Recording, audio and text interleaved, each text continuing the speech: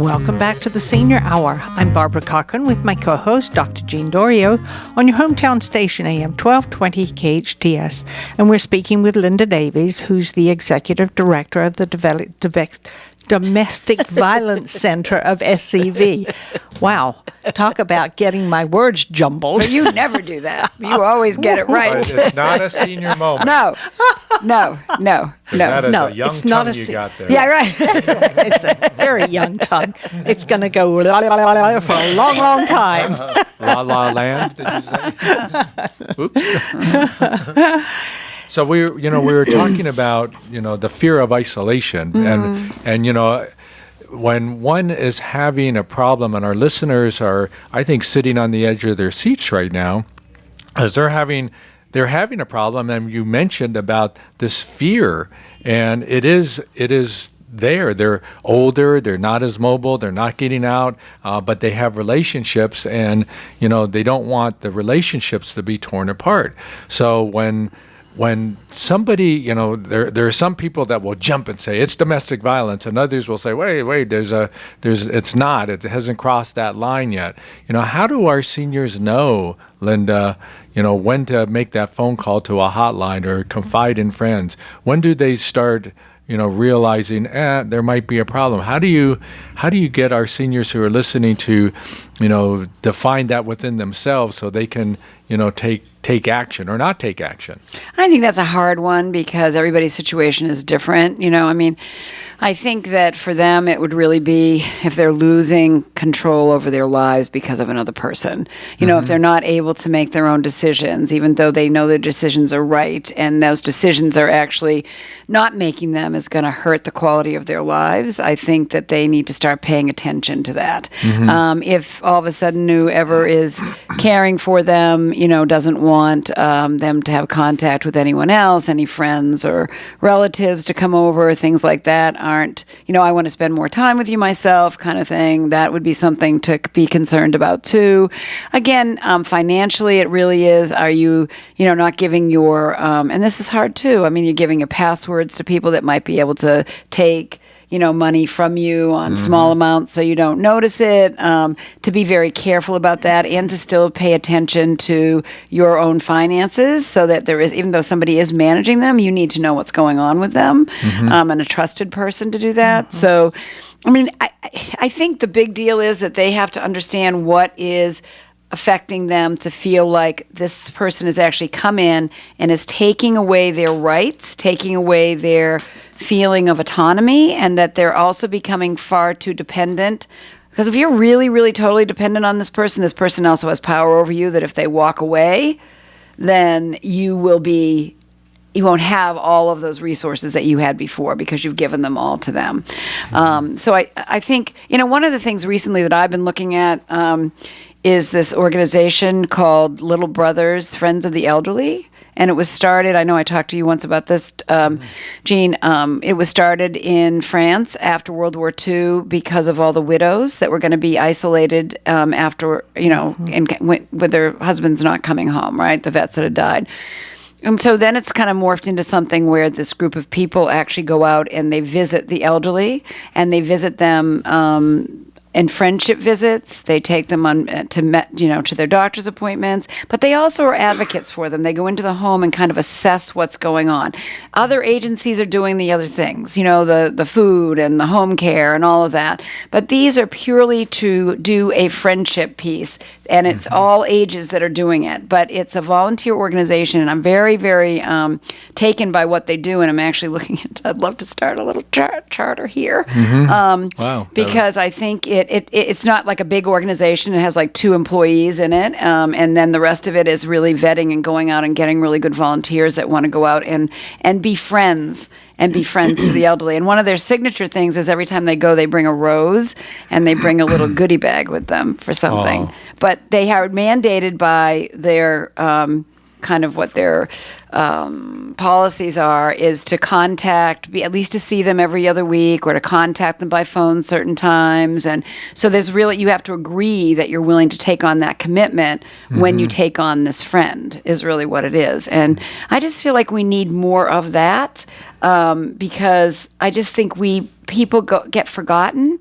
And that's, to me, the saddest thing in the world, that people can be forgotten. And so how do we help them? And so if we can, and there is a small group of us now meeting about looking at that, and also looking at shared housing, which I think I talked to you about once before too. Yeah. And the possibility, even with domestic violence, maybe victims of domestic violence, that we could work with them in sharing housing with somebody who may be older. But we would do a lot of vetting and case management so that we'd get the right match. But I mean, why shouldn't we be able to help people who are struggling in some way to have a better life, and also to be able to, I mean, I think when the money starts to dwindle for both of these people, the shared resources could be incredibly helpful. And so there is about 6 of us that have been meeting on like a monthly basis to talk about maybe having something like this happen. But then it goes back to what we talked about, which is always your hot topic too, is like, we need an elder commission or something. The Department of Aging. A Department of Aging for the city, you know. We have talked about that for several years now, and that has not been implemented. But, it's not the fault of the city, because I don't, what really has to happen, it has to be a grassroots organization or group of people. It doesn't have to be an organization that will come in and say, we need to look into all these aspects of what is going on in our city related to our seniors, and how we can, we say, point our finger at the senior center, but their resources are limited, whereas other cities even in Los Angeles County have Department of Aging. And so I think if we can rev that part up, we can look into shared housing. We had a meeting about homelessness just recently because of Measure H that's will be on the ballot on March the 7th. And these are aspects of that are threats to our seniors. And shared housing easily, not only do you have camaraderie in shared housing, which is helpful too, but we're also looking at the aspect you're sharing finances. That's what I think. And you don't really want to fall off the cliff and be stuck out on the street. I mean, that to have that kind of exposure to an elder senior, whether they're elder or not, but if they're a senior, that could be have a lot of consequences. One of the people at the meeting says, living on the street is like living in a war zone. I bet, yeah. How does a senior survive in a war zone? Right. And kids too, of course. Right. But with our seniors, they need medication sometimes. They need their glasses. They need a little bit of different kind of care relative to the general population. But when you don't have that, your deterioration, I think, is going to be much faster. And then we talk about the suicide rate, and I just heard that recently too. For those in all parts of the United States relative to seniors, it is much higher than those in the general population, especially the kids. So, at here in Santa Clarita, we've been faced with that, and there are many people who have played a role who come on this program and talked about how our kids have had problems with this and continue to have problems. But surprisingly, the problem is about 10 times more in elder seniors, and not even talked about. Right. So having a Department of Aging, I think, is going to be really important for us to roll that into everything else that is going on, into one big package that can start looking at everything. And how much will it cost? We already have estimates on that, but if it's going to be a city-wide process that we have to fulfill, then let's see how much money it's going to be. Well, we do have a great number of seniors living in the city of Santa Clarita. Yes, we do. And surrounding areas. Yeah. I mean, And look at all of the senior housings that we have. Yeah. Senior apartments. Friendly Valley is massive. And they may not be as needy as some others. And we also have a lot of veterans That's right. who sleep under the bridge, And it's, we really do need something in this city that addresses all of those areas. And something that's innovative, you know what I mean? I Yes. think I was reading also, because this is a big interest of mine, but I was reading something about a program in Portland that actually houses seniors with foster parents and foster children. So it helps the people who want to become foster parents actually really be able to have that support of having another more seasoned adult who'd been a parent with them. And this has been a very popular, they took like an old, I think what they took was an old warehouse and they made it into this communal living situation. Wow. Yeah, it's called, I think, Big Meadows or something, but it's in Portland. And but I just saw the video and it's just amazing. Just then the kids have a child care center there too, and the seniors work in the child care center. And that's another aspect that I always love is the intergenerational piece. Yes. That's been something that I had like a lot of ideas happening now that I'm 65, okay? I'm thinking to myself... Innovative ideas. Innovative ideas, because I'm thinking to myself, Creative. I spent most of my life in early childhood because I was a single mother, and I had to take my child somewhere, and so I developed programs where my kid could stay, and then I ended up hanging out and staying and running these really great programs, and then I'm doing my Santa Clarita domestic violence stint right now, which I've had a great time doing and really enjoyed doing. But I think about what would I want to do next, and I keep thinking there's so many things that are necessary out there for those of us that want to have a really good quality of life, but not Absolutely. to leave people behind. Whereas I think sometimes when we do movements, it's like the women's movement. Because of working in early childhood, I saw so many women left behind who didn't have college educations or may not have the language skills they needed to have. And so the quality of even the childcare those women could afford versus the women that could go in to really compete with a man at a level in business, it was just sad to see. And so we want to make it fair for everybody. And that's where I think you need to have like a commission on aging that really kind of pays attention to what's happening kind of all over our city. But we do have, and what it's saying now in 2025, 1 in 25 Americans will be over 65. I mean, that's pretty amazing. And so it really is, because we are living longer. Yes, we are. We're living healthier. Right. But we also need money to live well. I mean, we very can true. be healthy and we can, you know what I mean? But I just feel like I remember sitting and watching programs where it'd say, those finance programs that would come on and like they'd say, you have to have $500,000 in your retirement fund to really have a quality of life. Well, how many of us have $500,000 in our retirement funds? It's now 2 million. Right. If you want to have the quality of life for as long as we're going to live, but what if we started to really get innovative about people sharing those costs and sharing, and there's so much need out there on the whole spectrum of homelessness, on people that are struggling to make ends meet, like women coming out of domestic violence situations.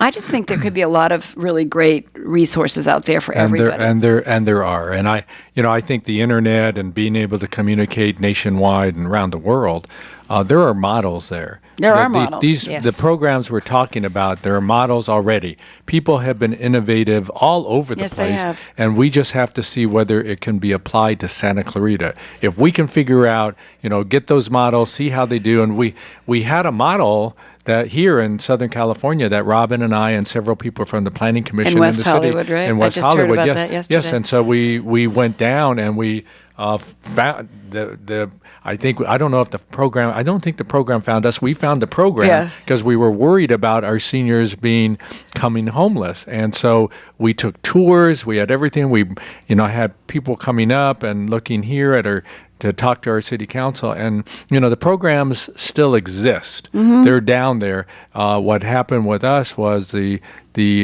person who was in charge, a great innovator, and she passed away. Yeah, that's what I heard. And we didn't realize she was ill even, but she passed away, and that sent us over the edge of the cliff because we didn't pursue it after that. And it was difficult times, but they were modeling doing things down there that were creative, innovative, and they had the Board of Supervisors on board with all of it. Yeah, it was great. And we should try to see if we can do the same thing up here again and bring it back. And I think their model is there, and it's close by. Portland is not that far, but being on the internet is easy for us to be able to get that information. Right. So let's work on that. Yeah, Commission I on think so. Aging Yeah, or Department of Aging or something here in Santa Clarita and start bringing all the forces together so that when we go to city council, we can say, this is what we would like to see. This is how we'd like to do it, and let them roll that into the people who work in the city and see what they can bring up as well. And, our city is like that. We can do that. Yes. And, I think, from March 1st of 2017 to March 1st of 2018, let's see what we can do. I want to do this. I think this is exciting. And I think that, I was in an office yesterday and there was a couple of books out, and one of them was I think it must be Ken Blanchard or something, but it says, Just Be Kind. Or just be nice, just be nice. Mm-hmm. And I started to think about the fact of, like I said to the woman, why do you have those books? Is this like your motto for your business? And she goes, well, yeah, it is. And if people want to sit down and read while they're waiting, they can read that. But everybody in the office was super nice, okay? Mm-hmm. And so I started to think about the fact of, like, just being kind, like just being nice. Like, our city can be that for people that have put a lot of time and effort into building the city or living in the city and supporting, and their families are now here. And I think that taking care of this last kind of like the last ends of life are so important to show what a quality of a city really is and the quality of the community in which we live in. So it doesn't have to be this kind of, young thing that everybody kind of focuses on, and the youth and all this, because I even find sometimes in churches that they're focusing a lot on the younger families coming in and not necessarily on some of the older folks who may really be needy at that time. So That's I think we need true. to start a little revolution here, okay? Well, but look at the numbers of activities for young people. Right. We've got to keep our young people involved. Right. We don't want them running the streets. We Right. want them Maybe to we do should all start something. running the streets. Can you see? Yeah, a whole bunch of us seniors toddling down the street. Some with our canes, Yeah. some with our walkers. Oh, they're always out after 9. What is that? Yeah.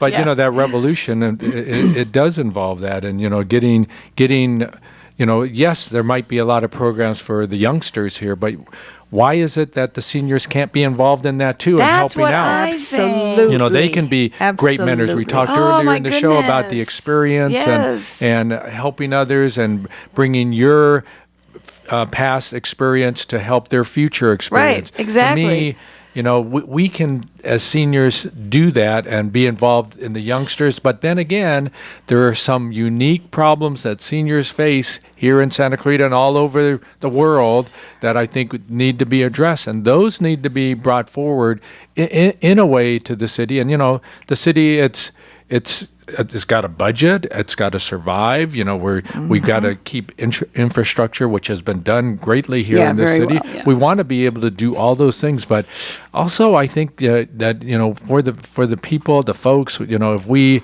bring our minds together, they will respond in a positive way for us. We just have to organize that before we walk in the door Right. and start pointing in this direction, that direction. We'll have one direction that we're Right. all pointing in. Right.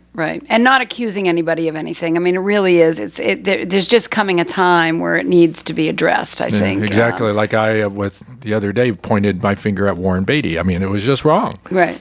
So let's make sure no fingers are pointed, but we all head in the right direction. So it's like, I know when I ran childcare centers, and I would always say, like, to my staff, if you can work with parents because you put the child on the table, you just think about the love of that child. So if we think about the love of the people involved, we can kind of rise above whatever our differences are and figure out, because every one of us is going to end up here. That's right. So whatever we do That's for our exactly seniors right. today will be what we do for you tomorrow. Mm-hmm. And I think that that's a very important part of what we can do here in our valley. Well, we're talking with Linda Davies from the Domestic Violence Center of Santa Clarita. We're going to take a break and come back to this very interesting conversation. I'm Dr. Gene Dorio with my co-host Barbara Cochran on your hometown station, AM 1220 KHTS. Welcome back to the Senior Hour. I'm Barbara Cochran with my co-host, Dr. Gene Dorio, on your hometown station, AM 1220 KHTS. And we're speaking with Linda Davies of the Domestic Violence Center. And I'm sitting here looking at a sheet of paper on your pad over there, Linda. Yes. And Okay. it's an advertisement or on a fundraiser that's coming up very soon. And it's a very unique fundraiser. Would you like to I would share love it? to share it. Yes. Okay, so we're on March 17th at the Hyatt. We are going to be having our very first gala. So it's an inaugural gala.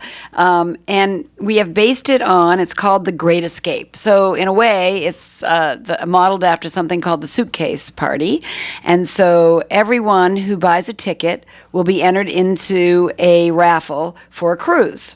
Okay, and they can take the cruise at their own time frame and everything. But they also will get a night at the Hyatt that night. So everyone who comes to the party ought to come with a backpack or a small overnight bag, because if you win, you can party the night away and not worry about driving home and spend the night at the Hyatt. The tickets are $125. But the other beautiful thing is why it's called The Great Escape is when a woman or a man decides to leave a domestic violence situation, part of our safety plan is to tell them to put a bag aside. And in that bag is all their important papers, some clothing, maybe their kids' family pictures, maybe a lovey for their child, something that's going to be important for them when they make the great escape.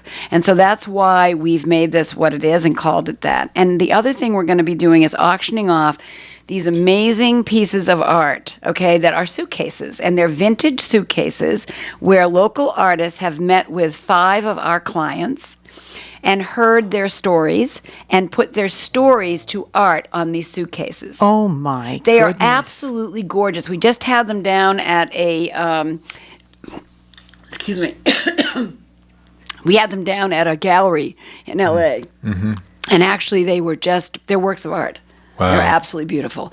And in those, when they're auctioned off, what's going to happen is there's going to be like staycations. Like maybe you're going to go to Universal Studios and have frontline passes. I'm sorry. I need to have a drink of water. Yeah. But, it's an interesting concept that you're doing. But, the people who are coming, they have to be prepared just in case they... Well, for the night. For the night, for the grand prize. Yeah, but the big prize, they can set up anytime. Oh. But yeah, so the cruise... They're not going to be swept away that night. Okay, good. Yeah, you don't have to go on the boat. And, No. I have to take my seasick pills. No limousines waiting outside for you that night. What happens is shucks. you will then set up your own time to go for your own time, So, the other thing, though, in those packages, so we're going to have Universal tickets to with frontline passes and night at Universal Studios Sheridan, and then we're also going to have. I can't believe my voice just went. I apologize. And then we also have a winery for a weekend, and we have different gift cards to fitness programs. But you're not going to know what's in any the suitcase. It's going to be kind of like a fun auction where you're going to get that piece of art, but you're not going to know what it contains until after. Now, is this going to be a live auction? It's a live auction. Yep. How interesting. Yeah, it's a live auction. So the raffle unique. ticket will be drawn for the cruise, but then we'll also have some fun with this raffle. But we're also going to be showing for the first time, and KHTS has been very generous to help us with this, is an inside video of our shelter. No one has really seen, people that have come and done work or volunteered with us, but nobody ever sees really what it is that we offer to our clients who come there. So we're going to show that, and then also... Each one of our shelter advocates have been interviewed with the most moving client that they've had since they've been there. Have you? And so it's incredibly That's going touching. to be powerful. But it is Really March is. 17th at the Hyatt. Tickets are available online or call our office. But more importantly, I guess I always have to say our hotline before we end the show because people need to yes, call if they have absolutely. issues. It's 661-259-4357. So 661-259-4357. And 24 hours a day, there is a DV advocate at the end of that phone to answer any of your questions, to find you the resources that you may need so that you can live a life free from violence. So that's a very, very important step. And just so people know that, if you're not understanding whether your situation is a problem or not, it's not just when it gets to be real bad and you're hurt or bleeding or anything like that. It's to try to thwart problems from coming. It's preventative to call. Yes. Just to call. Yes. You Even don't need to. even if you want to just talk, Yes. Right. Yeah. there will be an ear there who will listen. Yes. And And that's very important. Very important for our It seniors is. who really, for some of them, are in isolation and they don't have anywhere to turn. And it's important we let people know, our seniors know that number 259-4357, 259-4357, just in case you're not sure about your situation and need help in deciphering where things are going, right? Absolutely. Absolutely. Don't be afraid to make that call. There's a friend at the other end of that line who will help you. And part of the thing about domestic violence is you feel as though it's your fault. You feel like there's shame in what's happening to you, whereas what we give you at the other end of that line is hope. And there is no shame in what's happening to you. Just remember that. Absolutely. It should not be happening. Linda Davies, thanks so much, Executive Director of the Domestic Violence Center here in Santa Clarita. Once again, that hotline number is 259-4357. We are sponsored by Advanced Audiology and Comfort Keepers in-Home Care. Listen to us next week on the Senior Hour. Now go and enhance your quality of life.